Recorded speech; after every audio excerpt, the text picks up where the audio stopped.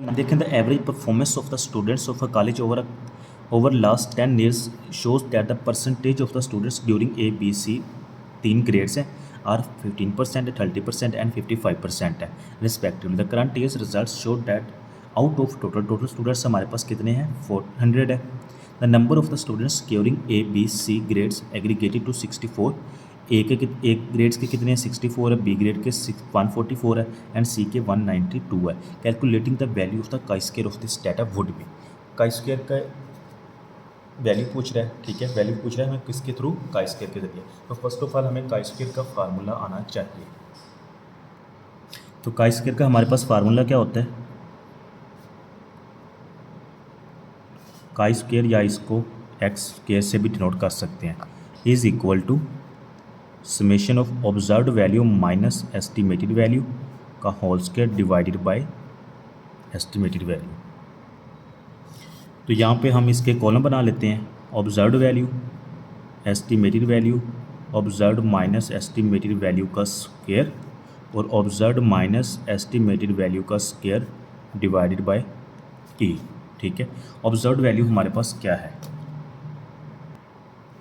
64 है, 144 है और 192 है।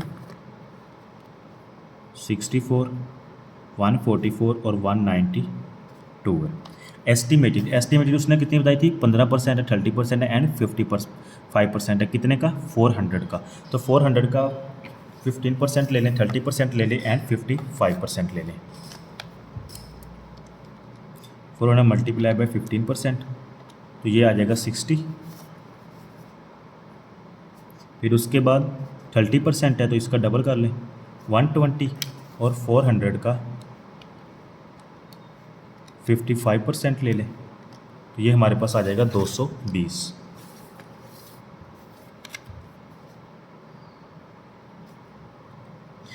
ऑब्जर्व्ड माइनस एस्टिमेटेड, ऑब्जर्व्ड हमारे पास 64 है, माइनस एस्टिमेटेड 64 माइनस 4, 64 माइनस 60 कितना 4 आ जाएगा।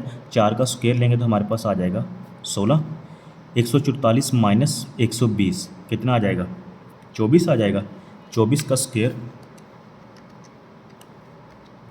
576, 576, 192 माइनस 220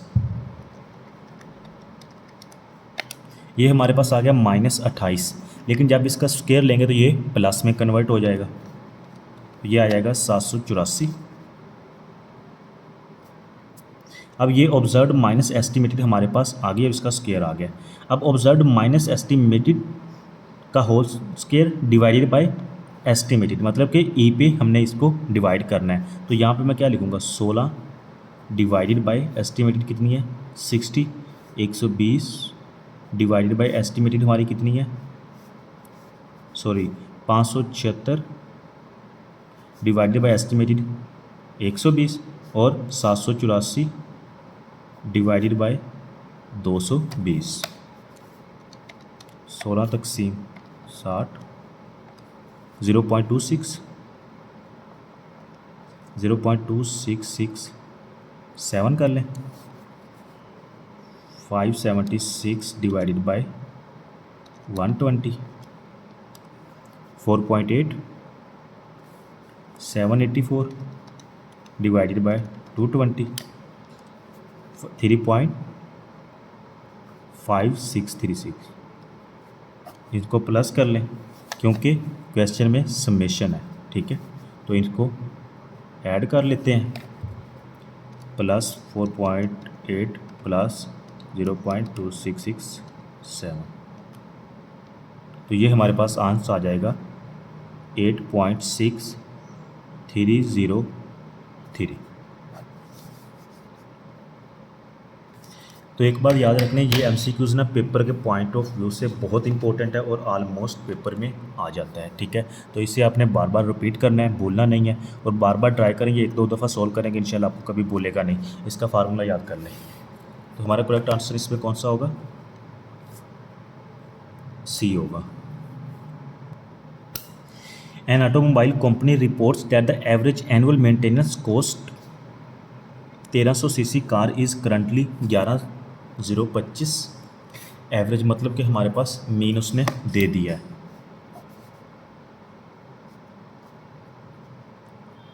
11,025 मीन ले लें या म्यू ले लें। A random sample of 100 customers, sample n is equal to 100 आ गया। Has the mean annual maintenance 11,418, has mean maintenance 11,418, X हमारे पास कितना है 11,418, 11,400 सॉरी इसको ना आप म्यू करें, ये समझने के लिए आसानी होगी। The calculated and table value of the Z, calculated और टेबल वैल्यू हम लोगों ने फाइंड करनी है in this case at 1% level of significance. Level of significance हमारे पास कितना है 1% है, तो इट मीन्स कि कॉन्फिडेंस लेवल हमारा कितना होगा 99%। तो जी टेस्ट का हमारे पास पहले फार्मूला क्या होता है, X minus mu divided by standard deviation over N under root. Values put करें, एक्स हमारे पास कितना है 11,418 minus 11,025 divided by standard deviation हमारे पास कितना है, स्टैंडर्ड डेविएशन 1775 है।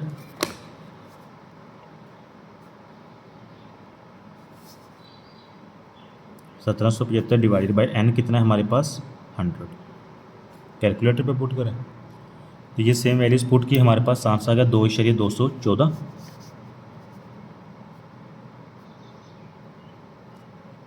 ठीक है, ये हमारे पास कौन सी वैल्यू आ गई, कैलकुलेटेड वैल्यू आ गई है। और अब हम लोगों ने फाइंड करनी है कौन सी, टेबल वैल्यू। तो यहाँ पे हमारे पास कॉन्फिडेंस लेवल कितना है 99% है।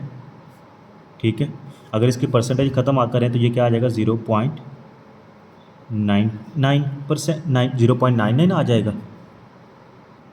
अब सिग्निफिकेंस लेवल हमारा कितना है 1% है। 1% इसमें जो है इट मीन्स उसके कितने चांसेस, या तो वो 1% प्लस में जाएगा या 1% माइनस में जाएगा। ठीक है, तो इट मीन्स कि इसको हम डिवाइडेड बाय 2 कर देते हैं, तो ये हमारे पास आ गया 0.495, 0.495 और 0.495 हम लोगों ने टेबल पे देखते हैं, जी टेबल पे।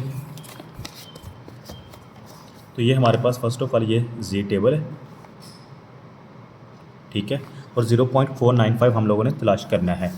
तो ये देखें ये हमारे पास 0.4949, ठीक है, और 0.4951, इट मीन्स के 0.495 इन दोनों के सेंटर में आता है। ठीक है, 492,451, तो इन दोनों को हम प्लस कर लें, डिवाइड बाय 2 करें या ना करें, लेकिन यहाँ पे जो मेन चीज़ हमारी निकालने वाली ना इसकी बिल्कुल सेम लेफ़्ट साइड पे हमारा क्या है 2.5 आ रहा है। ठीक है, और 2.5 के बाद देखें ये कौन से कॉलम में है 7 और 8, 2.578 हमारी टेबल वैल्यू आ जाएगी। 2.578, ठीक है, ये हमारी कैलकुलेटेड वैल्यू है और ये हमारी टेबल वैल्यू है। 2.214 टेबल कैलकुलेटेड वैल्यू आ गई और 2.576 ये हमारी कौन सी टेबल वैल्यू आ गई है। ठीक है, तो हमारा करेक्ट आंसर कौन सा होगा, इसमें डी होगा। MCQs नंबर 11 देखें, which of the following constructions of null and alternative hypothesis is are correct. Null and alternative hypothesis में कंस्ट्रक्शन किसकी करेक्ट होगी। Please note that population mean in both cases is 36। Population mean मतलब कि mu हमें कितना दिया गया 36 दिया गया है। इसे थोड़ा सा समझ लें ताकि आप लोग कंफ्यूज ना हो जाए। जो नल हाइपोथेसिस होता है ना उससे हम डिनोट करते हैं H0 से। ठीक है, इसको हम H नोट भी पढ़ लेते हैं। और जो अल्टरनेटिव हाइपोथेसिस होता है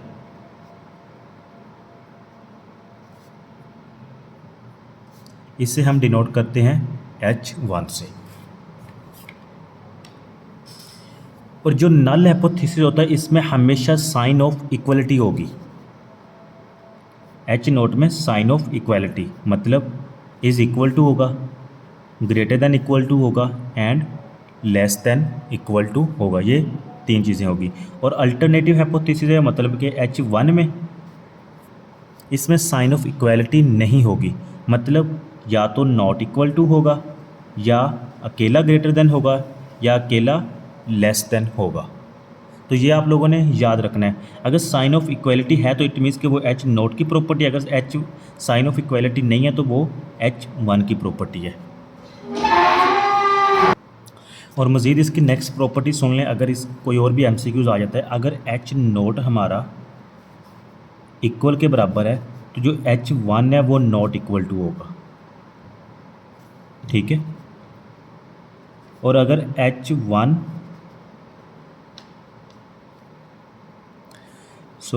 नोट हमारा ग्रेटर देन इक्वल टू है तो H1 जो है ना ये लेस देन होगा, ठीक है।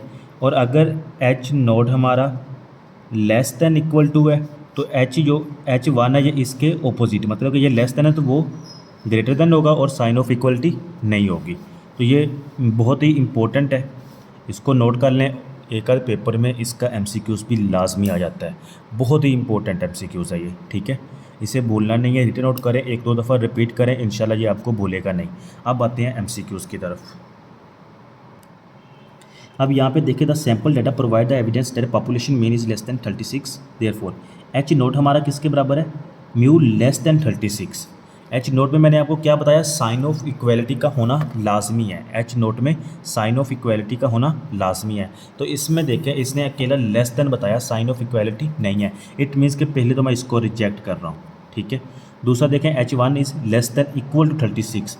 अब इसमें less than equal to H1 में है, जबकि H1 में मैंने आपको बताया कि साइन ऑफ इक्वालिटी नहीं होता। इट मीन्स कि ये भी गलत है और ये भी गलत है। ये पहली स्टेटमेंट हमारी बिल्कुल ही गलत हो गई। दूसरी देखें, H नोट हमारा लेस देन इक्वल टू 36 है। H नोट में साइन ऑफ इक्वालिटी है, पहली रिक्वायरमेंट हमारी पूरी होगी। और दूसरा जो H1 है ये ग्रेटर देन 36 है। अब इसमें साइन ऑफ इक्वालिटी नहीं है, इट मीन कि ये तो ठीक है, लेकिन दूसरी बात, अब ये साइन ठीक लगा हुआ है या गलत लगा हुआ है ये भी देख लें। अगर H नोट हमारा लेस देन इक्वल टू है तो H1 कौन सा होगा, ग्रेटर देन होगा। सम टाइम वो MCQ इस तरह भी दे देता है, H naught less than equal to 36 है और जो H1 है ना वो लेस देन 36 दे देता है। अब इसमें देखें, ये साइन और ये साइन, ठीक है। अब इसमें साइन ऑफ इक्वालिटी तो नहीं है, लेकिन ये साइन गलत दिया हुआ, यहाँ पे कौन सा आना था, ग्रेटर देन का आना था। तो इट मीन्स कि हमारी इसमें सेकंड स्टेटमेंट ठीक होगी, ओनली 2 स्टेटमेंट इज़ करेक्ट, पहली रॉन्ग होगी और दूसरी ठीक होगी।